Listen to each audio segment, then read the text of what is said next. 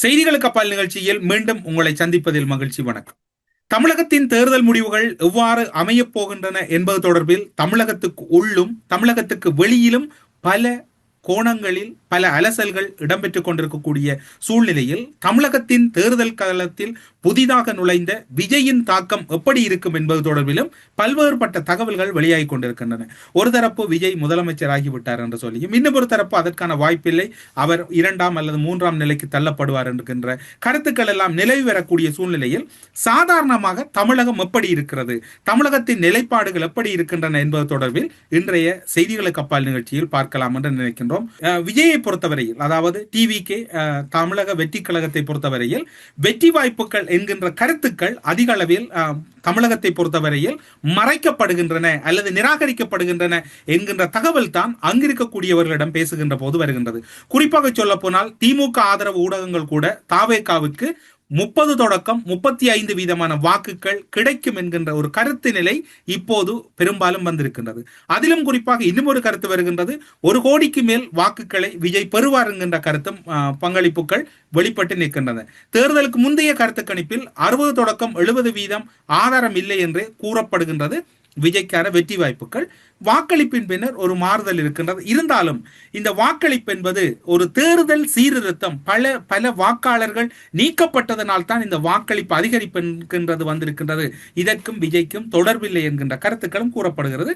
இது ஒரு புறம் இருக்கட்டும். அங்கு இருக்கின்றவற்றை இருக்கின்ற மாதிரியே நாம் கூறுகிறோம். இதில் உங்களுக்கு ஏற்றால் போல் இது சார்பு நிலை, எதிர்ப்பு நிலை என்கின்ற கருத்துக்களை நீங்கள் பகிர்வது அது உங்களுடைய உரிமை சார்ந்தது. எது எவ்வாறு இருந்தாலும் அன்றைய தேர்தல் தொடர்பில் உளவுத்துறை தகவல் ஒன்றும் இப்போது வெளியாகி இருக்கின்றது.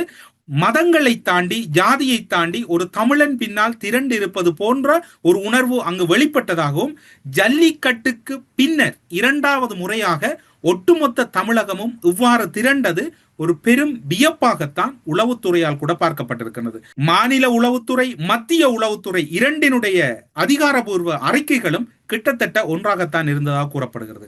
10 பேர் இருக்கக்கூடிய இடத்தில் அந்த கருத்து கணிப்புகளை கேட்கின்ற போது ஆக குறைந்தது 6 அல்லது 7 பேர் டிவிகேயை நோக்கி விரல் நீட்டி இருக்கின்றார்கள். எதற்காக வாக்களிக்கிறீர்கள் என்று கேட்டபோது கூட அதற்கு அவர்கள் கூறிய பதில் மாற்றம் என்கின்ற பதில் கூறப்பட்டிருக்கின்றது. உங்களுக்கு ஞாபகம் இருக்கும், இலங்கையில் நடந்த கடந்த ஜனாதிபதி மற்றும் நாடாளுமன்ற தேர்தல்களிலும் எந்த ஒரு நோக்கமும் இல்லாமல் மக்கள் மாற்றத்தை நோக்கி வாக்களித்திருந்தார்கள்.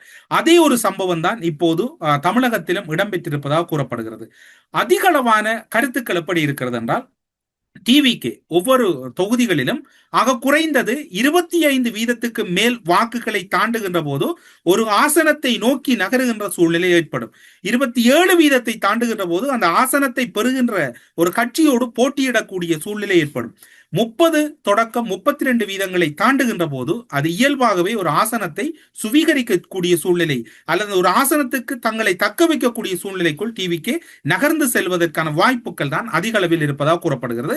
இப்போது இந்த விடயங்கள் தொடர்பில் தமிழகத்தில் இருக்கக்கூடிய பிரதான ஊடகங்கள் அல்லது ஊடகவியலாளர்கள் கூறாதவற்றையா நீங்கள் கூறிவிட்டீர்கள் என்று இதில் கேட்கலாம்.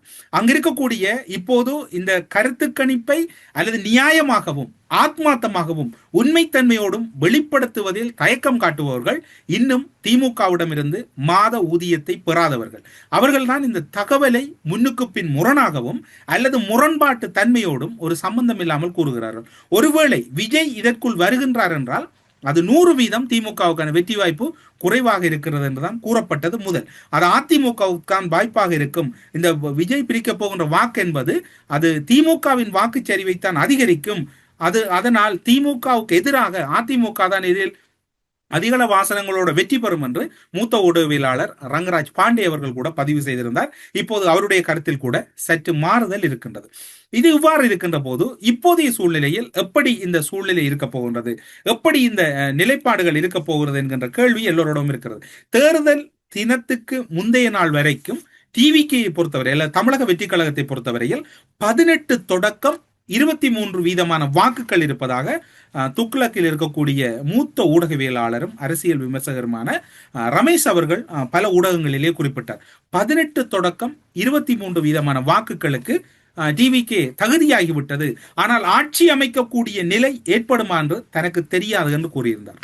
தேர்தல் வாக்குப்பதிவின் பின்னர் அவர் திடமாக கூறுகிறார் 25% வாக்குகளை அவர் தொட்டு விட்டார்.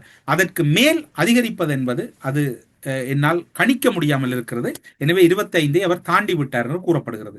இது விஜயுடைய தனிவாக்கத்தான் கூறப்படுகிறது. அது அவர் மட்டுமல்ல, அரசியல் விமர்சகர், அரசியல் ஆய்வாளர் மணி அவர்களும் கூட இதே கருத்தை தான் கூறுகிறார். ஆனால் இப்போது இருக்கக்கூடிய சூழ்நிலையில் துக்ளக்கில் இருக்கக்கூடிய தேர்தல்களை ஆய்வு செய்யும் பணியில் இருக்கக்கூடிய ஊடகவியலாளர் இதய அவர்களுடைய கணிப்புப்படி சென்னை போன்ற பெருநகரங்களில் 30 தொடக்கம் 33% வாக்குகளை தனிப்பட டிவிக்கு சரித்திருக்கின்றது. இது அங்கு மட்டுமல்ல, ஏனைய இடங்களிலும் இதனுடைய தாக்கம் அதிகரித்திருக்கிறது என்று கூறுகிறார். அப்படி பார்க்கின்ற போது 30 தொடக்கம் 33% என்கின்ற போது அங்கு ஒரு ஆசனத்துக்கான சூழ்நிலை இருக்கின்றது. கிட்டத்தட்ட சென்னை போன்ற நகர்ப்பகுதிகளில் இருக்கக்கூடிய தொகுதிகளில் ஆக குறைந்தது டிவிகே வசம் 7 தொடக்கம் 9 ஆசனங்கள் அவர்கள் கைப்பற்றுவதற்கான சூழ்நிலை இருப்பதாக உள்ளக தகவல்கள் கூறுகின்றன. இது இவ்வாறு இருக்கின்ற போது எல்லோருடைய கணிப்புகளையும் நாங்கள் ஒரு வகையிலே வைத்துவிட்டு இப்போது மூத்த ஊடகவியலாளர்கள் மற்றும் அரசியல் விமர்சகர்கள் கூறிய கருத்தின்படி பார்த்தால் இப்போது டிவிகே வசம் 20 தொடக்கம் 25% வாக்குகள் என்று வைத்துக் கொள்வோம். 20% வாக்குகள் என்றே நாங்கள் இறுதி செய்து விடுவோம். டிஎம்கேயிடமிருந்து அதிகளவான வாக்குகள் தேவையில்லை. ஒரு 5% வாக்குகள் 25% வாக்குகளாக உயர்கின்றது. ஏடிஎம்கேயிடமிருந்து 5% வாக்குகள் டிவிகேயை நோக்கி செல்கிறது. அப்போது 30% வாக்குகளாக வருகிறது. அதே போன்று நாம் தமிழரிடமிருந்து 3% வாக்குகளை பெறுகின்றது டிவிக்கு. அப்போது அங்கு 33% வருகின்றது. ஏனையவை, அதாவது ஒவ்வொரு தேர்தல்களிலும் ஒவ்வொரு விதமான வாக்குகள் அளிக்கக்கூடியவர்கள் இருப்பார்கள். யார் வருகின்றார்களோ அல்லது அவர்கள் யாருக்கும் நிரந்தரமாக வாக்களிக்காத பல வீதமானவர்கள் இருந்தாலும் அவர்களில் ஒரு 3% என்று பார்த்தால் 36% வாக்குகள் டிவிக்கு வசம் செல்கிறது. அது டிவிக்கு வாக்களித்தவர்கள் தற்கூறிய அல்லது தமிழகத்தை பொறுத்தவரையில் அரசியலை கடந்து எம்மவர்கள் பலர் இதில் ஆதங்கப்படுகின்ற ஒரு விடயம் தற்கூறிய அல்லது அது தமிழகத்தில் இருக்கக்கூடியவர்கள் அரசியல் தெரியாதவர்கள், அரசியல் புரிதல் இல்லாதவர்கள் என்று அந்த தீர்ப்பை நாங்கள் வழங்க முடியாது. ஏனென்றால் நாங்கள் அவர்களுக்கு தீர்ப்பு வழங்கக்கூடிய இடத்தில் வாக்களிக்கும் தகுதி நிலையில் ஈழத்தமிழர்கள் இல்லை. நாங்கள் பார்வையாளர்களாக கருத்தை சொல்லிக் கொள்ளலாம். ஆனால் ஒரு வன்மமான கருத்துக்கள் அல்லது வன்முறையான கருத்துக்களை இங்கு தவித்து சொல்வதுதான் எமக்கு ஒரு அறமாக இருக்கும் என்று நாம் கருதலாம். குறிப்பாக எங்களுடைய அரசியலில் அவர்கள் எப்படி விதத்தில் நடந்து கொள்கிறார்கள் என்பதைக்கு அப்பால் நாங்கள் ஒரு கண்ணியத்தோடு நடந்து கொள்ள வேண்டிய கடப்பாடு இருக்கின்றது. ஒருவேளை இந்த கணிப்புகள் மாறலாம். ஆனாலும் கூட ஒரு 36% வாக்குகளை நோக்கி டிவிக்கு நகருகிறது என்றால் இப்போது தமிழக தேர்தல் திணைக்களத்தின் சார்பில் 85% வாக்குகள் பெறப்பட்டிருப்பதாக கூறப்படுகிறது. அந்த தொகையிலிருந்து ஒரு 35% என்று பார்த்தாலும் கூட 50% வாக்குகள் தான் பிரிவடையலாம் என்று கூறப்படுகிறது. 35% தேவையில்லை. ஒரு 30% என்று வைத்துக் கொண்டாலும் டிவிகே 30% வாக்குகளை பெறுமாக இருந்தால் ஏனையவர்கள் 55% வாக்குகளை தான் பிரித்துக் கொள்வதற்கு வாய்ப்பு இருக்கிறது. அந்த பிரித்துக் கொள்ளுகின்ற போதுதான் இங்கு ஒரு நெருக்கடி என்பதை விட ஒரு சவால் மிக்க, அதாவது எல்லோரும் கூறுகிறார் தொங்கு சட்டசபைக்கு 100% வாய்ப்பில்லை என்றே எங்களுடைய அனுமானம் இருக்கின்றது. காரணம், தொங்கு சட்டசபை என்பது அசாத்தியமாக இருக்கிறது. எல்லோரும் தேர்தல் சீர்திருத்தம் அல்லது தேர்தல் திருத்தத்தினால், அதாவது பழைய பல குளறுபடியானவர்கள், இறந்த வாக்காளர்கள் நீக்கத்தினால் தான் இந்த வாக்களிப்பு அதிகரித்தது. இன்னும் ஒரு விடயத்தை பார்த்துக் கொண்டோம் என்று சொன்னால், எப்படித்தான் நாங்கள் திராவிடம் பிழை அல்லது தமிழ் தேசியம் முக்கியம் என்று கூறினாலும் எங்களில் இருக்கக்கூடிய பலர் இன்று திராவிடத்தின் பின்னால் தான் திராவிடம் பேசிக் கொண்டிருக்கக்கூடியவர்களாகத்தான் இருக்கிறோம்.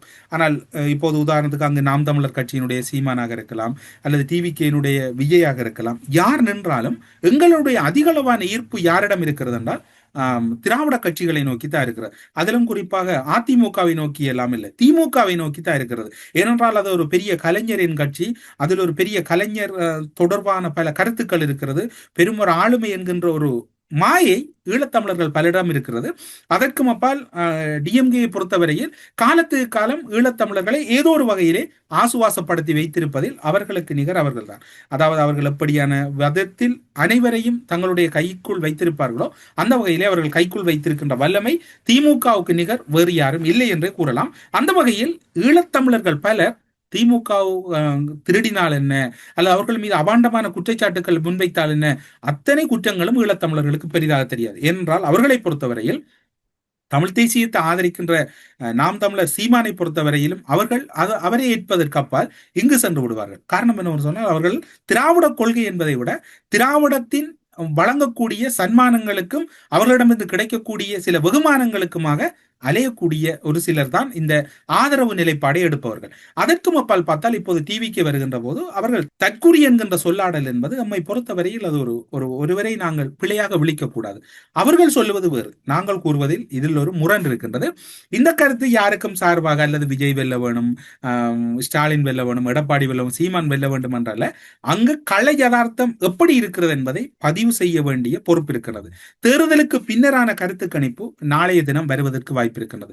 அது வருகின்ற போது ஒருவேளை கடந்த காலங்களில் அவையும் கூட தலைகளாக மாறி இருக்கின்றது. ஆட்சியில் இருக்கக்கூடியவர்களுக்கு சார்பாகத்தான் தேர்தலுக்கு பின்னரான கருத்து கணிப்புகளும் வெளிவந்திருக்கின்றன. ஒருவேளை அதனையே தாண்டி ஒரு நடுநிலை கருத்து கணிப்பு வருமா என்கிறது இப்போது வரைக்கும் சந்தேகமாகத்தான் இருக்கின்றது. ஆனால் வந்தால்தான் அதனுடைய நிலைமை தெரியும்.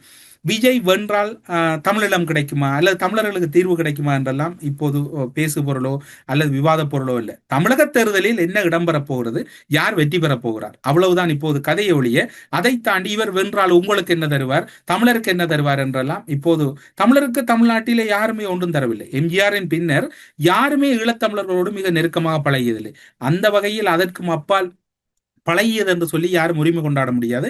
நாம் தமிழர் கட்சியினுடைய தலைமை ஒருங்கிணைப்பாளர் சீமான் அவர்களை தாண்டி எவருமே பெரிய அளவு நெருக்கத்தோடு பழகியதாக எந்த ஒரு பதிவுகளும் இல்லை.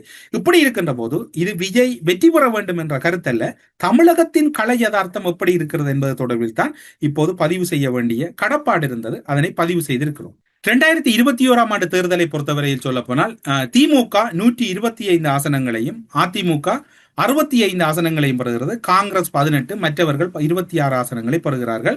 இது 21. 2016 ஆண்டு அதிமுக 134 ஆசனங்களையும், திமுக 89 ஆசனங்களையும், அதில் காங்கிரஸ் 8 ஆசனங்களையும் பெறுகிறது.